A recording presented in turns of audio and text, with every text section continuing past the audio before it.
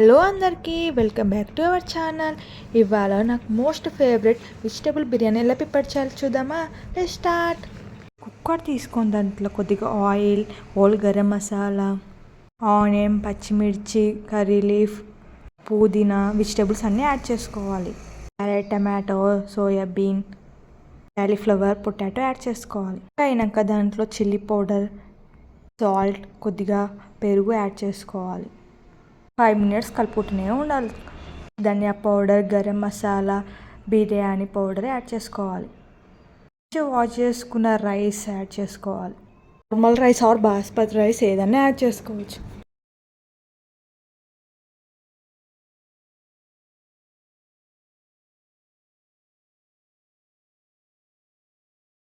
Add చేసుకోవాలి. 10 minutes cook చేస్తే వేడి వేడి వెజిటేబుల్ బిర్యానీ రెడీ. నాకైతే చాలా ఫేవరెట్.